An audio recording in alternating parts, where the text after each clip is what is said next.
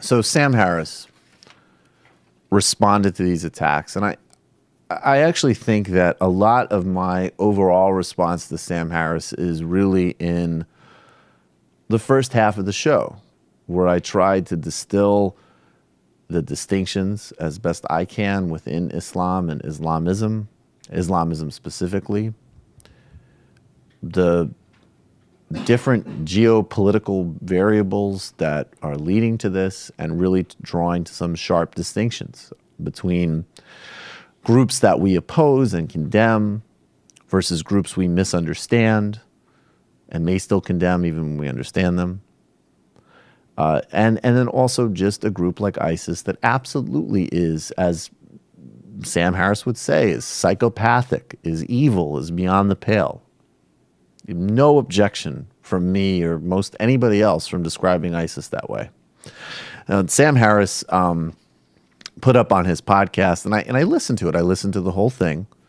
It was Sleepwalking Towards Armageddon, and essentially what he did was he reread an essay that I think he had published in 2014 after the ISIS beheading of the journalist James Foley. And basically Harris's point was like, look, nothing has changed. So I'm like a broken record on these issues, and I'm just going to repeat what I've said before. And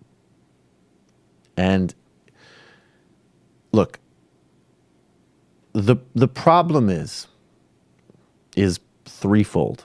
First of all, Sam Harris is very into claiming that he is strawmanned regularly. And I don't doubt that sometimes some critiques of him are not fair to him fully. They don't allow for his full level of nuance and caginess.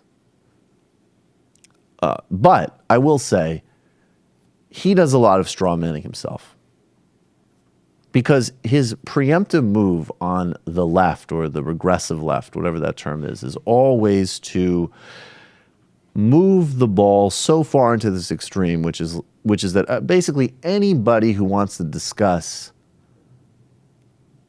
this issue in a historical manner, in a political manner, in a manner that reflects U.S. foreign policy, is just a self-blaming, nihilistic moron who has no understanding of Islam, no understanding of the world, and essentially just wants to come up with a convoluted way of blaming ourselves, blaming the West for any atrocity that comes our way.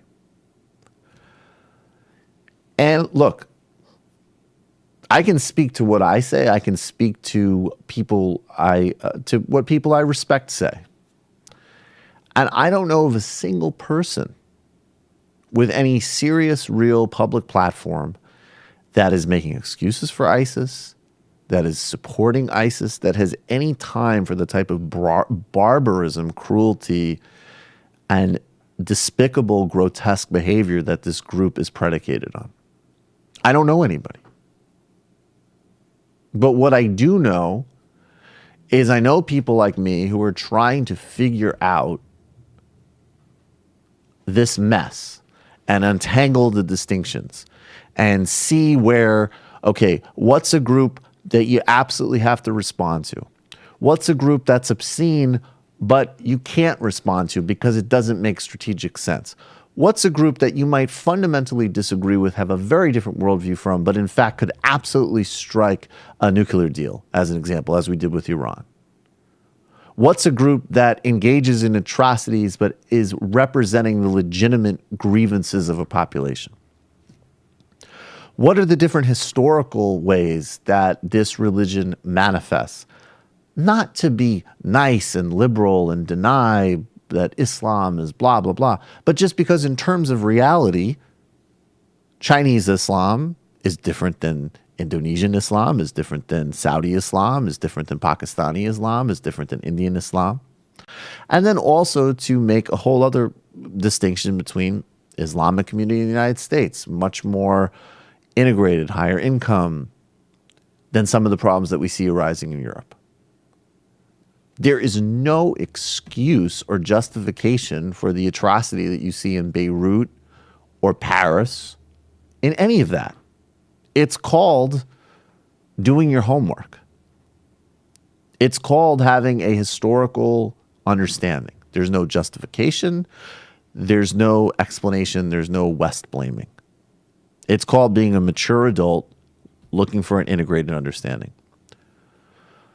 But his argument is really simple. It's that beliefs are important and that beliefs have consequences, and that ISIS is acting out of a very legitimate interpretation of Islam, and that us not calling it out is an existential threat to our future. Now, look, what I'll say is first of all, when he talks about this being the defining threat of our world, I have a hard time with that. In terms of long-term trends, something like climate change is fundamental. I don't know that you can elevate Al-Qaeda and ISIS to the threat of something that is generation-defining and existential. They're a threat. They're a problem. And from a humanitarian perspective, they need to be stopped. But I think that that's a very alarmist and exaggerated worldview that is not borne out by any security assessment or any kind of sober-minded way of looking at these groups. And then the other point is that I was listening to him, is that it sort of is, again, I know people get all freaked out, and I know that for his real fans, they're freaked out already because they can't deal with any criticism of him. But I don't get, like, this starts to sound, again, I won't use the neocon word, but this is a very intellectual and very soft-spoken and more sophisticated way of saying what a million Republican tweeters are saying. Just say, if you don't, you gotta call it radical Islam. You gotta call it that. Okay. What's the policy? Does he want a ground invasion of Syria? That would be disastrous. Does he want to redeploy troops in Iraq? What does he want? Does he want to back Assad? What are the actual policy outcomes here? And I'm not really clearly getting it. My sense is that he kind of vaguely supports what President Obama is doing in terms of actually bombing this group. I know people are very upset that Obama doesn't use the right words, but I'm sure that they're not thrilled with him bombing them. That might have a little bit of an impact on them, even more than calling it, quote unquote, radical Islam or any other nice PC speeches that Obama may deliver. But if the point is that fundamentally this is going to be won through a battle of ideas, I actually think that that's tremendously idealistic. And I think that ideas have a role, and being strong and forceful agents in any context for human rights, for women's rights, for development, for open culture and open politics, and always finding in those societies whoever we can align with. That's one of the reasons why, they're far from perfect, but one of the reasons I'm such a fanatical and strong supporter of the Kurds is that the Kurdish political forces, particularly in Syria, really have some genuine commitments to social justice and human rights.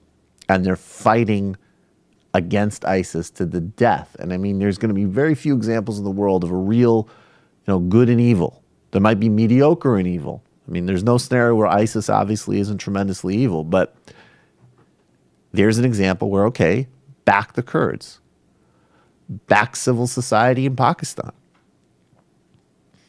And then the corollary of that argument that Harris just continually will not seriously engage with is, yes, dropping drones on civilians, having an indiscriminate approach to terrorism, violating people's civil liberties, and killing innocent people is not the cause, and it doesn't make us deserving of these things, but it sets the context. And if you think that just randomly in France, all of a sudden a bunch of young people from Algeria and Morocco started reading the Quran and decided to join ISIS, and that had nothing to do with social exclusion and economics and psychological health, that is delusional.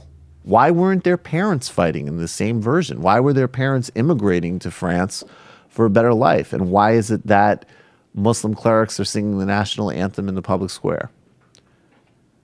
And I have to say, and this is the challenge I have for people that buy all of these arguments. If what he's saying is really true, what actual realistic answer do you have besides mass indiscriminate violence?